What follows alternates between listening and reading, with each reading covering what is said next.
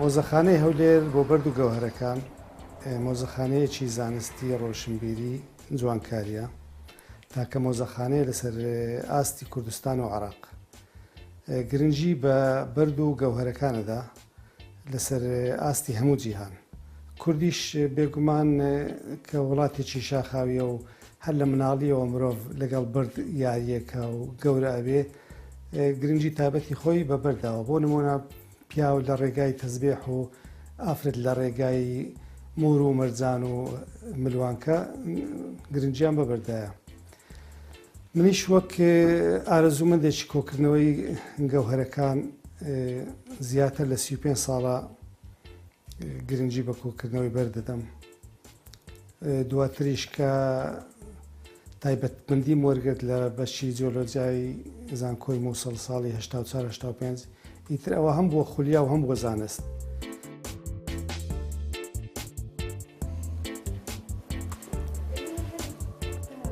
دارنی ئەوەش مەرجانە، ئەو گیاندارە.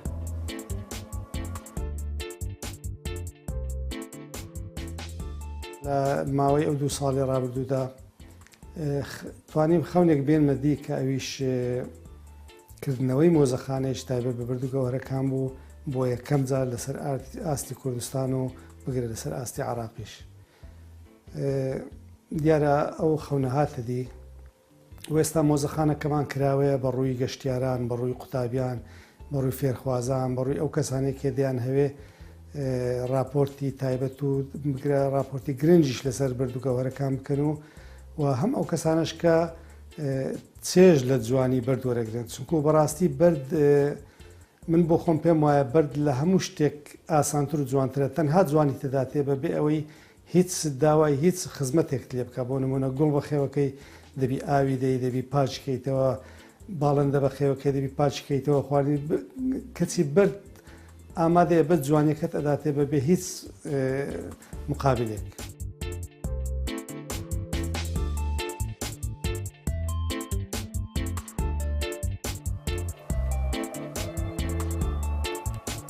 ئەوش مرواريە لەناو سەدەفی، ئەوش هەر مرواری لەناو سەدەفەکەی.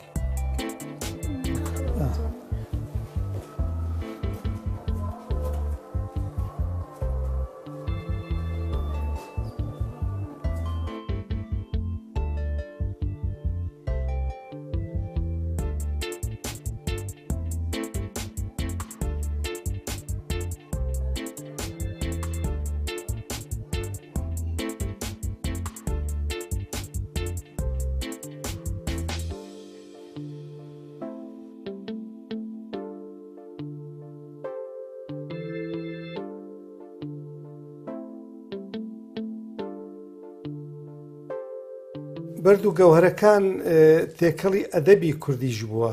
بۆ نمونە ناڵی دەفەرمووێ چاوی بندەم دەم دەڕێژێ ئاوی ساف و خوێنی گەشت تا بڵێن دەریای عومانە دوڕ و مەرجانی هەیە. دوڕ بە فرمێسێک شبهێنرایە کە هەر هەمان شێوەی فرمێشی هەیە و مەرجانیش بە خوێن شبهێنراوە. ئەوە ئاماژەیە بۆ ئەوەی کە کورد غافڵ نەبووە لە بەرد و گەوهرەکان، بەکاری هێنا و ناسیویشتی. ئەوەی زۆر سەرنجی گەشتیاران و بینەران ڕاکێشی ئەو بەردە ئەمە تێستەیە کە هەر بەڕێکەوت لە شێوەی دڵ دەرچووە، ناو دڵەکەش نەخشەی کوردستانی لەناوە. ئەمەش نەخشەی کوردستان شماندانێ بۆی خەڵک بەراوردی بکاتن. ئەویان عەقیقی کوردستانە، ئەوەش هەر بەڕێکەوت دۆزراوەتەوە.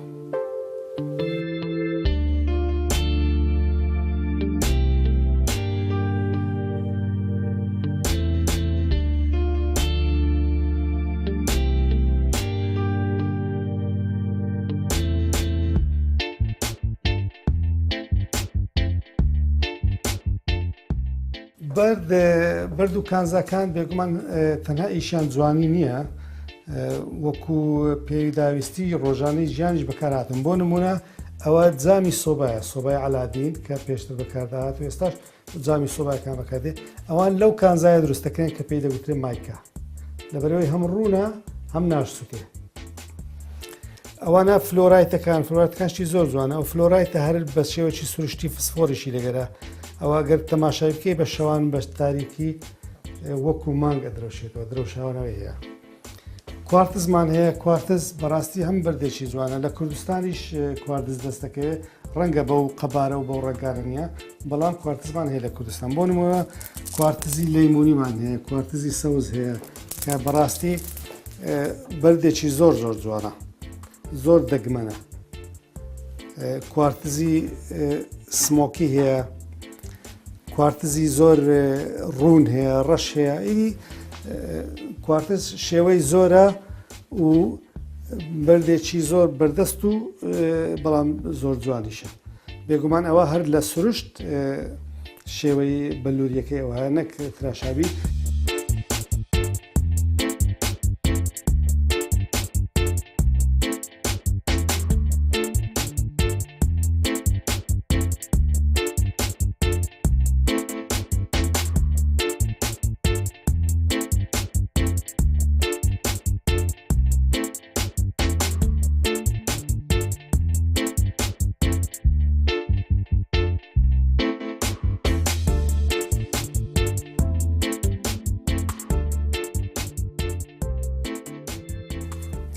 ئەوە تاڵکە، تاڵک نەرمترین بەردە لە سەرگۆی زەوی. ئەڵماس ڕقەکەی دێ تاڵک یەکە. ئەوە پۆدرێ منداڵان لێ دروستەکرێت لە هەموو دنیاە. پۆدرێ منداڵان و مێکاپی ژنان لە تاڵکی دروستەکرێتن. ئەوە گوڵی سەحرایە، دێزێترۆس، لە سەحرای گوڵ ناڕوێ. خودداش ئەوانیشی بێبەش نەکردێ لە گوڵی لە بەردی بۆ دروستکرد.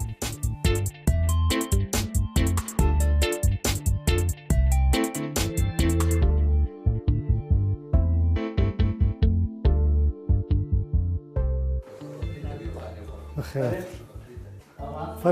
فرم ولا جوار ور فرم ورم بقى إلى تانو شرح كم زاري ما دام وياه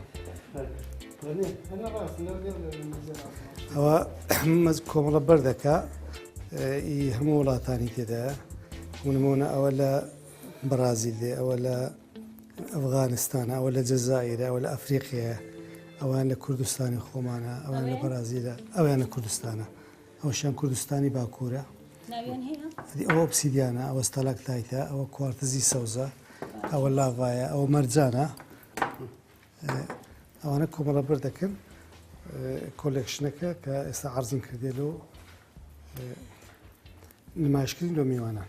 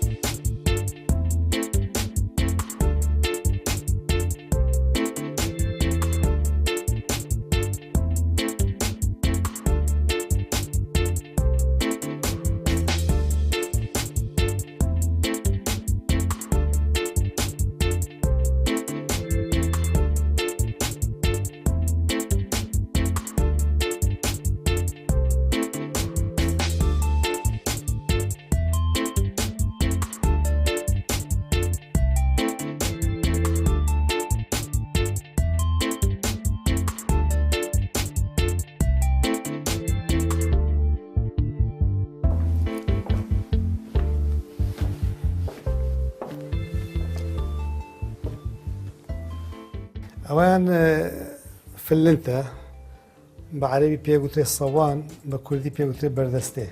ئەوە کاتی خۆی باوباپیرانمان بۆ ئاگرکردنەوە بەکاریان هێنایە کە لەگەر ئاستێکی تەشیاندایە.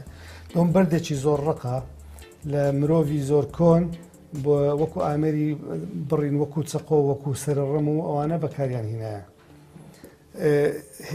لە ناو عەرەبیشە نەکەرنا لە سەقافەتی ڕۆژهەڵات ئەگەر کەسێک دڵی زۆر ڕق بێ پێڕێن دڵت عینەن بەردی سەوانە، عینی فلنتە، هێمای دڵڕقیە.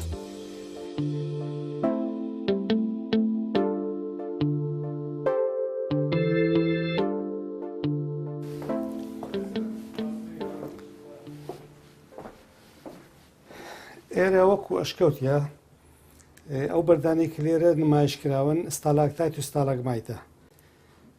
ئەوانەی کە شۆڕە بنەوە لە بنمیتی ئەشکەوتەکان و ئەوانەش کە لە بنی گەورە بن. ئەوە لە ئەنجامی عملیەکی کردارێکی کیمیاوی دروستە بن کە ئەو ئاوەی لە ژێر زەوی هاتیە و بەردە کلسەکانی تواندۆتەوە دوایەوە کە دێتە ئەشکەوتەکان لە دەرزێکدا لە مەمیلەیەک شۆڕە بیتەوە کردارەکە پێچەوە نابیتەوە. ئەو ئاوە ئەبێتە هەڵم کلسەکە ئەنیشێ نقطە نقطە لە هەر ساڵی 0.13 میلیمتر دروستەبی واتە بە 1000 ساڵ 13 سانتیمتر لەو بەردەی دروستەبی.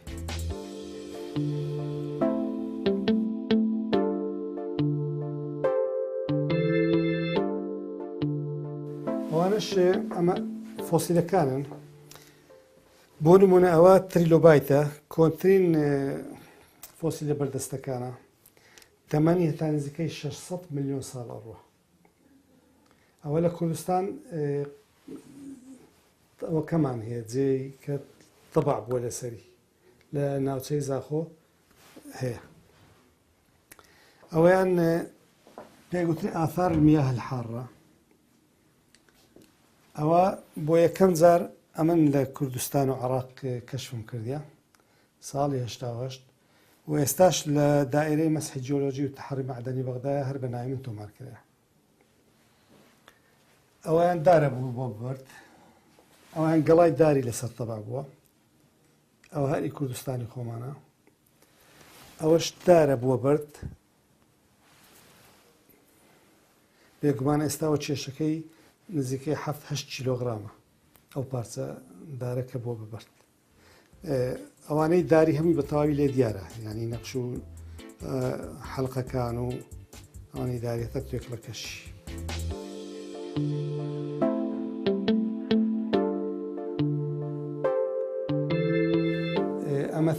ئەمەتێست بەردەچی هەم لە ڕەنگەکەی هەم لە شێوازەکەی بەردەچی زۆر زۆر جوانە و بۆ جوانکاریش زۆر بەکاردێتن.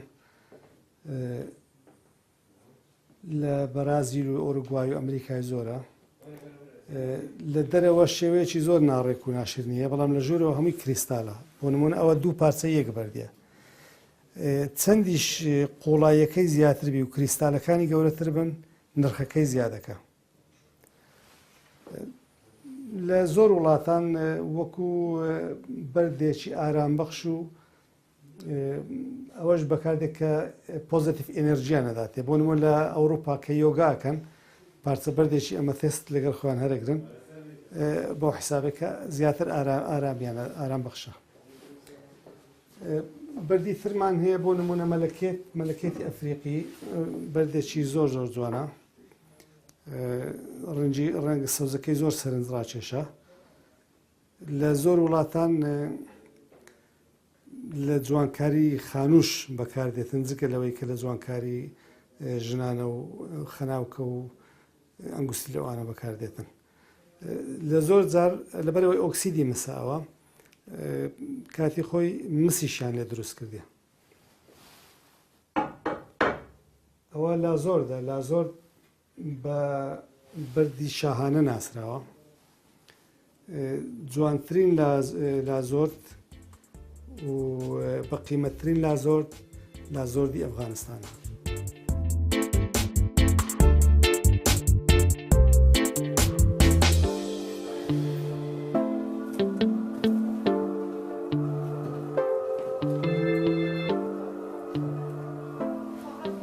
سەرچاوە خواافسان خاتت بەخێرچن خواافس.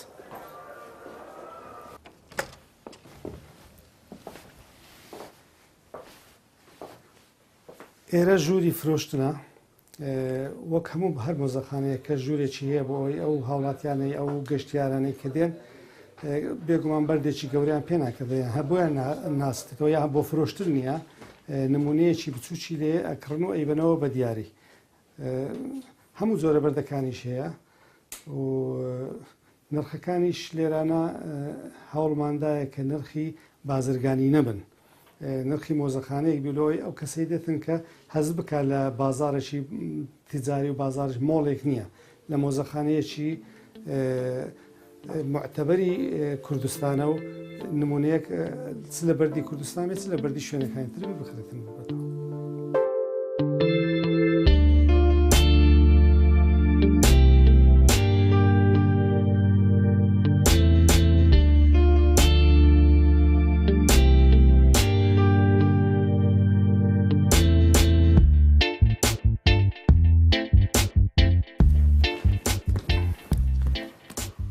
ئێمە لە مۆزەخانەکەمان جگە لەلایەنە زانستیەکەی گرنگی بەلایەنە جوانکاریەکەشە دەین. مرۆڤی ڕۆژهەڵاتی لە گرنجیدانی بە بەرد و گەوهرەکان پیاوەکانیان لە ڕێگای تەزبێح گرنگی بەبەردەدەن و ئافرەتەکانیشیان لە ڕێگای ملوانکە. بێگومان ئەوانە چەند زۆرێکی زۆر تایبەت و دەگمەنن لە تەزبێح و ملوانکەی ژنان. بۆ نمونە ئەوەیان تەزبێحەکە کە لە قەپاغی چیسەڵی دەریایی دروست بووە، بزانە ڕەنگەکانیشی هەیە لە عەقیق دروست کراوە، عەقیقی سەوزی پێگوترێ، عەقیقی خەنەیی، هەیە لە سەدەفی دروست کراوە، لە لازۆر دروست کراوە، جۆرە بەردا ئەوە زۆرێکی عەقیقی زەردە بە عەرەبی پێگوترێ شەرەف شەمس. ئیدی هەر کەسە و بەجێرێ ئەو خەڵکێکی زۆر بێگومان هەیە کە گرنگی بە بەرد و گەوهرەکاندا و ئارەزووی کۆکردنەوەیەتی ئەو تەزبێحانە و ئەو ملوانکانە تعبیر لە ڕەغبەت و لە بۆچوون و لە زەوقی ئەو ئینسانان ناکەن.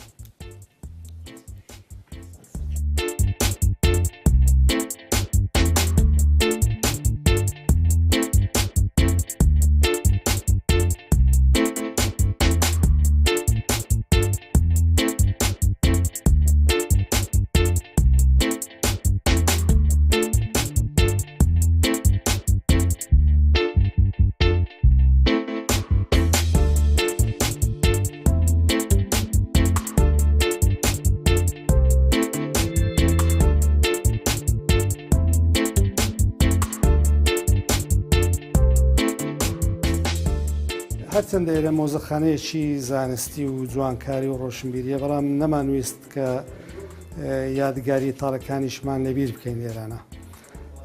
ئەو بەردەمان لە هەڵەبجەی هینایە وەک هێمایەک بۆ شەهیدبوونی 5,000 هاوڵاتی کوردی بێتاوان و هەڵەبجەشمان کردە سمبولی ئەو تاوانانەی کە بەرامبەر دەرحەق ملەتەکەمان کرێ. ئەوە بۆمبێکی کیمیاویە کە لێدرا لە هەڵەبجەی، ڕۆژێکی ڕەشی بەسەر هەڵەبجەی داهینە. ئەو ڕۆژە ڕەشە بەردەوام بۆ هەتا ڕاپەڕین و ئازادی. لەوێ ڕۆژی سپی دەستی پێکرد، ڕۆژی سپی و ئازادی. دواتریش هەر هەڵەبجە بەسەر بۆمبی دوژمناندا سەرکەوت.